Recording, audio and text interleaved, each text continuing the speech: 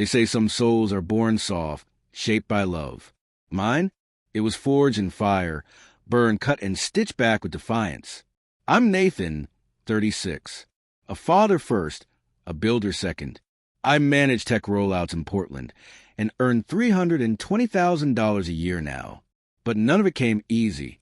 Every cent has a scar, every one a wound. And the people who gave me life, I buried their ghosts years ago. I thought that was the end, until they came crawling back, dragging their storm behind them. I was 18, gripping an envelope from MIT like a lifeline. My out, my escape. I rushed into our worn-out Boise living room, heart in my throat, ready to share the news. My parents didn't rise, didn't smile, just stone-cold silence. "Sit down," my mom said like a verdict. Then came the blade. "We used your fund for Clara," my dad muttered.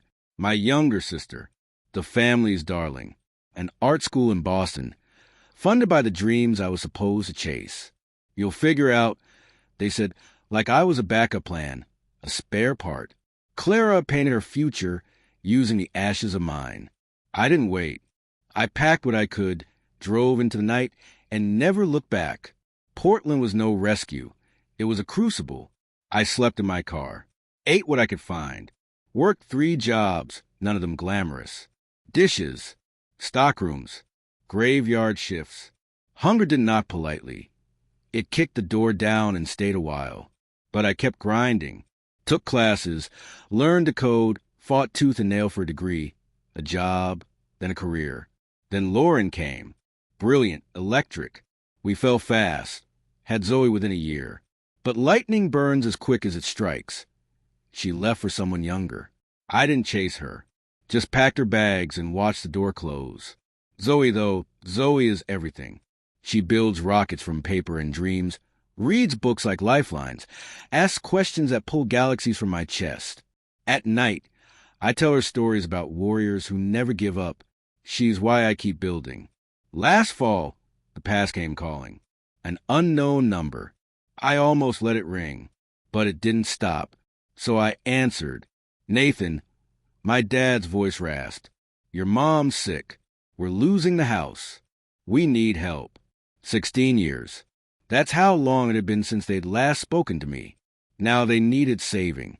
I should have hung up. But a part of me, a scarred, angry piece, wanted to stand in the ruins and show them who I became without them. I loaded Zoe into the car and drove to Boise. The house was crumbling. My parents older, weaker. My mother in a wheelchair. My father thinner than I remembered. They looked at Zoe like she was a curiosity, not blood. Then came the real ask. Clara had crashed her gallery business. The house had been mortgaged to keep her afloat. Now the bank wanted $280,000. They needed me to bail them out. I didn't answer. Not then. I told them I'd decide in 3 days and got a motel. That night, I called Sam, a lawyer and friend. "They're using you again," he said. "Buy the house in your name. Let them stay, but make them pay it back. Protect Zoe." It felt brutal, but clean. 3 days later, I returned, papers in hand. Sam beside me. Clara was already there, lounging like a queen. "I'll cover the debt," I said, laying down the contract. "But the house becomes mine. You stay as tenants. For years to repay me. After that, it's over." My dad cried. My mom nodded. Hollow. Clara exploded. "You're punishing them? Making them pay to stay in their own home? You're disgusting." "Sign," I said, "or the bank takes everything." They signed. I thought that would be the end. I was wrong. A month later, I returned. A rusted pickup in the driveway. Inside, Claire was camped on the couch, her new boyfriend Derek reeking of smoke and cheap beer. "They're just staying a while," my dad mumbled. Later, Derek cornered me. "Your kid could use a man like me around," he said. He said Zoe's name. I pinned him to the fridge. "Say her name again and you won't walk out of here." 2 weeks. That's what I gave them. Then Clara retaliated. She stole photos of me and Zoe, posted them online with venom. Nathan, the brother who stole our home, a greedy suit who ditches his daughter for money. It spread. Friends saw it. Coworkers. Even Zoe's classmates. I got the call from school. Zoe had a bruise and a question. Why does Aunt Clara hate us? I knelt down, wiped her tears. Because she's broken. But we're not. That week, I served Clara and Derek eviction papers. She called me a monster. Said Zoe was just a pawn in my ego game. I slapped her. One clean hit. Say her name again, I said, and I'll ruin you. They're gone now. My parents still live in the house, barely making payments. Clara's off spinning, lies no one listens to anymore. Her noise is fading. But I didn't stop at winning. I built a trust for Zoe. Every cent I don't need goes into her future, her dreams.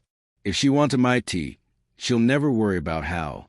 I hired a nurse for my mother, not out of love, but because no one deserves to suffer, even those who failed you. Zoe and I were building something real. No lies, no debts, just love and fire and truth. She's not just my daughter. She's a story I'm proud to write. And Clara? She's a smear I wiped away. Some bridges burn. Some you light yourself. And sometimes, walking away means finally coming home.